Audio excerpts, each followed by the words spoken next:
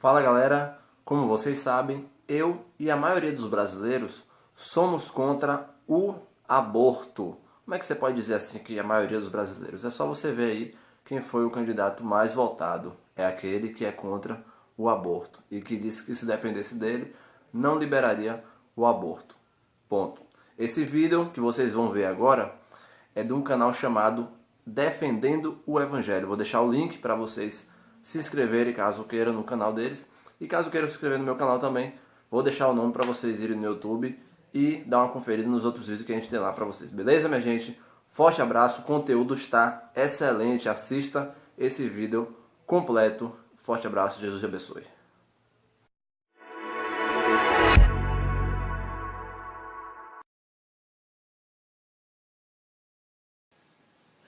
Todos aqueles que estudaram sobre a Segunda Guerra Mundial chegaram à conclusão da imensa depravação e maldade que há no homem.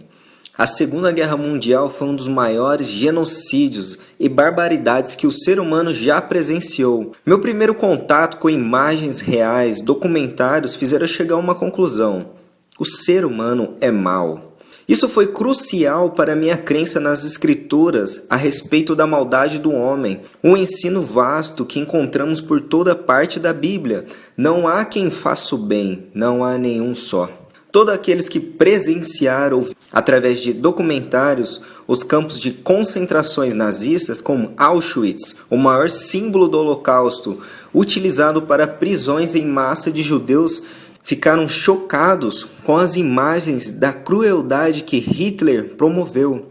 E quanto ao governo comunista, que é responsável pela morte de mais de 150 milhões de pessoas em todo o mundo? Stalin, Mao Tse-tung, Che Guevara, Fidel Castro, entre outros, são responsáveis pela morte de milhares de pessoas.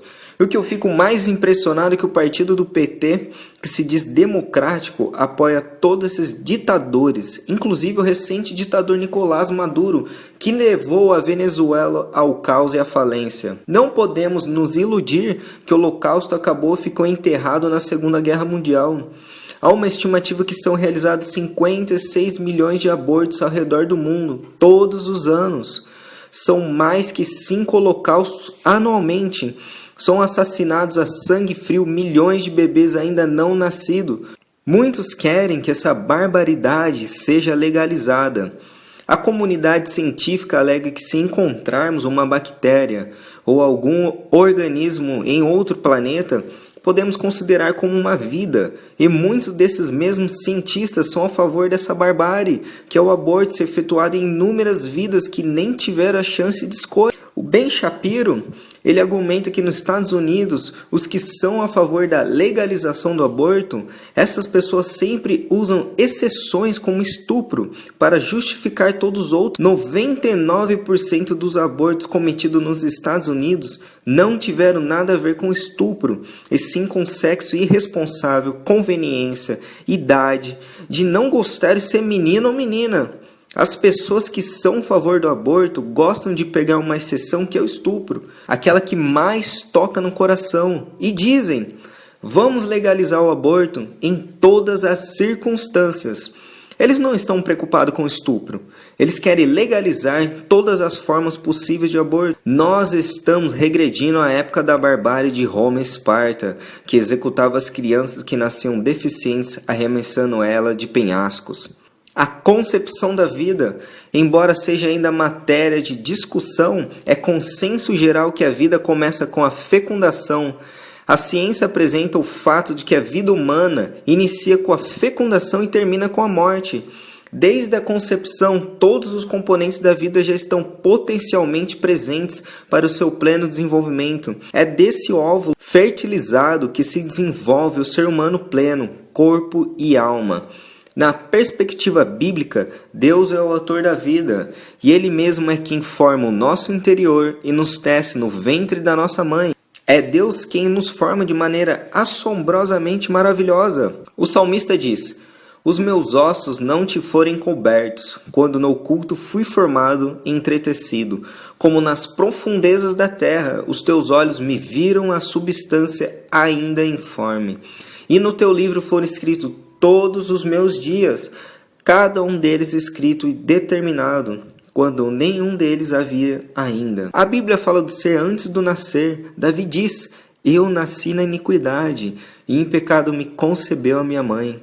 Jó descreve sua existência pré-natal afirmando: porventura não me vazaste como leite, e não me coalhaste como queijo? De pele e carne me vestiste, e de ossos e tendões me entristeceste. Fica claro na perspectiva da Escritura que a vida começa na concepção.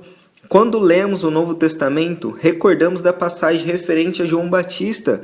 Ele tinha poucos meses antes mesmo de ter sido concebido, e Lucas, em seu evangelho, menciona que ele já era cheio do Espírito Santo. Uma boa observação do pregador teólogo americano John MacArthur. Ele comenta em seu livro Pais Sábios e Filhos Brilhantes de como a sociedade ao todo se distanciou dos princípios bíblicos que representam o ser humano. Um tribunal de Kansas City recentemente condenou uma mulher a 4 meses de prisão por matar uma ninhada de gatinhos indesejados. Um tribunal de Huntsville condenou um homem a 12 anos de prisão por matar 5 gatos para aliviar o seu estresse. Um tribunal de Delaware condenou uma mulher a apenas 30 meses de prisão por matar seu bebê recém-nascido. A mulher havia jogado a criança recém-nascida da janela do 3º andar de um quarto de motel e uma caçamba de lixo na viela logo abaixo, ainda com um cordão umbilical.